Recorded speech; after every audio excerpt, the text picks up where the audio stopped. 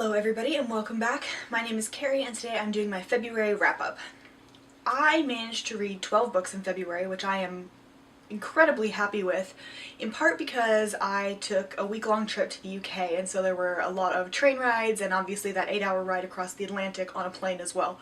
I don't sleep on planes, so I read or watch movies, but none of that matters, so let's get into the books I read. The first couple are the ones I read on my Kindle when I was flying across the Atlantic. First off, I finished Crew Chase and the Pearl Defenders by E. Cisco.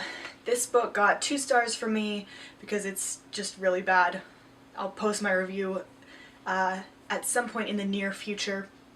This book is the second in a series, and it's basically Canadian Harry Potter except that it's awful.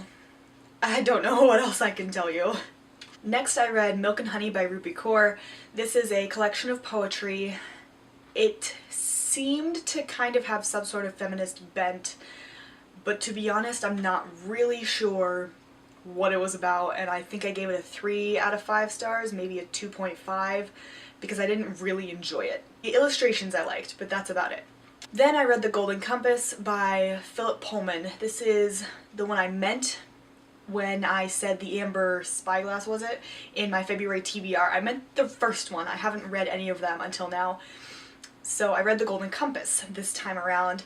It was significantly darker than I thought, but not a bad book.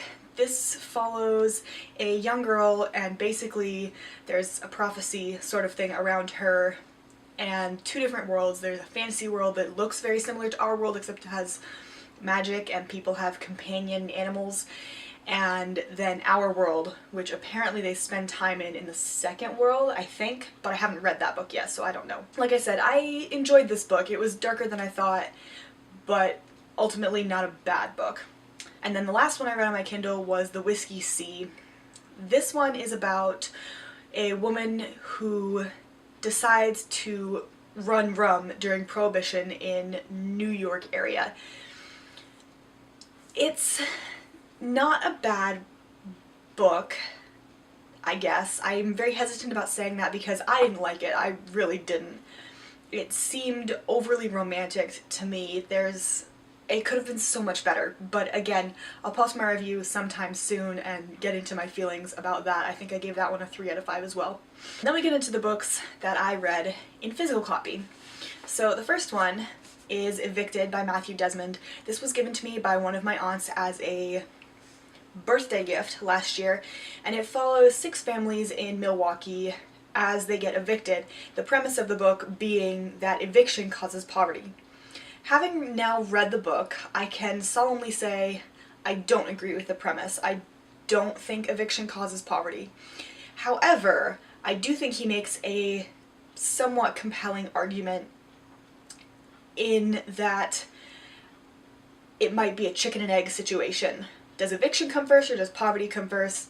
And I say that because he only studies 6 families and they all seem to be impoverished before they're evicted the first time in this book anyway. So I don't really know where he gets his premise. Anyway, it's a good book. I think it's well worth the read. And it's definitely a little bit heart-wrenching at times and all that fun stuff, but I gave it a 4 out of 5 stars. Even if I don't agree with the premise, it's worth it. I also read Refuge by Dina Nayeri, which is the February pick for Joss over at Scribbles Reads Goodreads Book Club. This follows an Iranian immigrant. She and her mother immigrated to the States when she was young, and then since then she has moved around several countries. Her father, however, stayed behind, and so there are 4 meetings with her father over the years, and you see each of those. What I originally thought this book was going to be is very different from what it actually ended up being, which was interesting. I couldn't connect with any of the characters. I think maybe part of that is just my experience. I've never been an immigrant. I've never had to experience any of that. So it was very difficult for me to connect to the characters, but similar to Evicted, this is definitely well worth the read to have even a glimpse into what they go through and their mentality.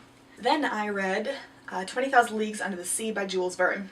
This book I had no idea, none whatsoever, what it was about, except that there was something to do with under the sea. I thought there was a sea monster. Turns out there's not. There's just this submersible or submarine in the 1860s. And apparently Jules Verne writes sci-fi. Also didn't know that. I loved this book. I gave it a 5 out of 5 stars and definitely want to read more Jules Verne. It was just so in-depth. There was so much science around it. You know, they talked about the fathoms they were at and the air levels and the fish and wildlife in the ocean, and he dropped names like nobody's business, which I just thought was hysterical. But I just really enjoyed this for more reasons than I can get into right now. So probably my favorite book of the month. And then I read 2 entire series this month. The first one being, well, I'm going to call it the Dragon series by Jessica Day George. This is a middle grade series consisting of Dragon Slippers, Dragon Flight, and Dragon Spear. These 3 follow a young woman who I think is about 16 to 18 during the course of the series, and you start off in the first book with her aunt sending her to be taken by a dragon, because if you're taken by a dragon then you're going to get some lord or noble knight who goes, fights the dragon, and wins your hand in marriage.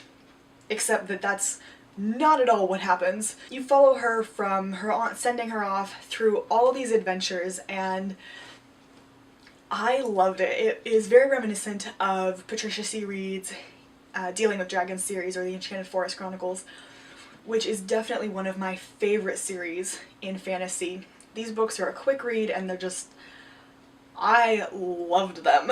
And then the last series I read was this series, The Daughter of the Pirate King by Tricia Levenseller. This is a duology, which I both like and dislike, but it is Daughter of the Pirate King and Daughter of the Siren Queen. These 2 books follow a girl who happens to be both the daughter of a pirate king and the daughter of the Siren Queen. Shocker. She starts out in the first book as the daughter of the pirate king, and you see her do all of these sort of piratey activities. She deliberately gets herself captured onto an enemy ship in order to steal something valuable from them. You take off from there. There is a romance in this series, but I thought it was well done, so I'm willing to overlook that part. This is a YA series, and it definitely has some fantastical elements. It's in a completely new world, and obviously there's sirens in it. But I really enjoyed these. They're also pretty quick reads. Those are the 12 books I read in February. Like I said, I'm pretty proud of that. It's been a long time since I read 12 books in a month, with the exception of December, and I'm not really sure because of the whole moving states thing. Anyway, I hope you enjoyed this video. If you did, give it a big thumbs up. If you want to see more content like this, hit that subscribe button down below. As always, I will leave my Goodreads linked in the down bar if you want to check out what I read. In the meantime, I will see you in another video. Bye!